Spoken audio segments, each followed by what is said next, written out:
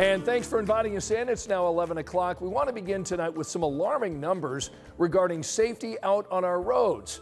In the last 5 days, 25 people seriously injured by vehicles while walking or cycling. One person was killed.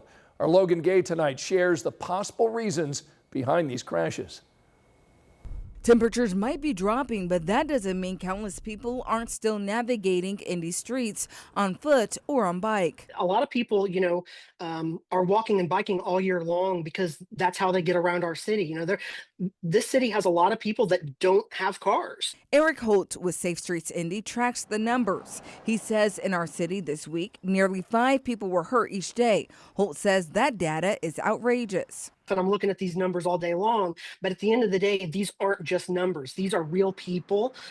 These are our neighbors, our friends, our family, and they're not just dots on a map. And we need to be doing better for the citizens across our entire city. Holt says so far the overall data shows a drop in deadly crashes and crashes that ended in serious injury this year compared to last. He says it will take everyone for that trend to stick, and he says it benefits everyone to do their part. There are a lot of cases where people will be living with their injuries for the entire rest of their life, and their lives won't be the same. And that, the same can be said about the drivers that are, impacted in these incidents as well. Right now, city leaders are working on their Vision Zero plan, an initiative aimed at reducing deaths and injuries on Indy streets by 2035. In Indianapolis, Logan Gay, 13 News. Tonight, investigators are now identifying the woman who was killed in a crash after a police chase. This all unfolded around 3:30 this morning on the southwest side of Indianapolis. Police tell us that they tried to stop a suspect with a felony warrant. They say 33-year-old Alicia Lane was a passenger in the car. Investigators tell us the suspect took off and eventually hit a semi near Raymond and Harding. The suspect was critically injured. A Hancock County jury just found a Knightstown man guilty in a hit-and-run crash that critically injured a boy on a bicycle. Tonight, Aaron McGee is in custody. He was convicted of leaving the scene of an accident resulting in catastrophic injury. Back in June of 2023, McGee did not stop and drove home after his car struck 13-year-old Jasper Young on State Road 109 in Wilkinson. Jasper suffered a traumatic brain injury with a stroke and several fractures.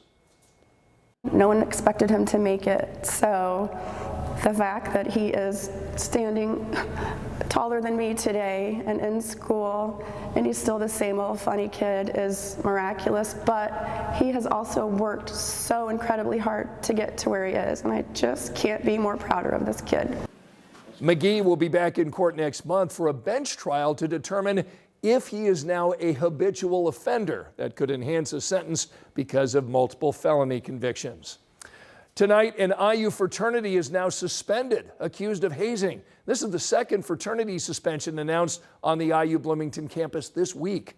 IU police are telling us in this most recent case, at least 3 people were hurt during hazing at Alpha Epsilon Pi and needed medical attention. Officers received reports of 3 hazing incidents between September 20th and October 12th. Police have not named any individual suspects. The university told the frat to cease and desist. An IU spokesperson confirms tonight that the university's police department launched a criminal investigation. Phi Kappa Psi was suspended just a couple of days ago, also for hazing allegations. Some kids build model planes, others build Lego sets, but one 14-year-old here in our city is building nightmares, at least mechanical ones. Alex Almanza talked to the teen tonight who turned a dream into the talk of the town. On the south side, traffic on Shelby Street moves a bit slow this time of year. Sometimes it comes to a stop. Nice to meet you. To meet one local celebrity whose hobby is on full display. This is Nightmare on Shelby. It's filled with over 250 animatronics.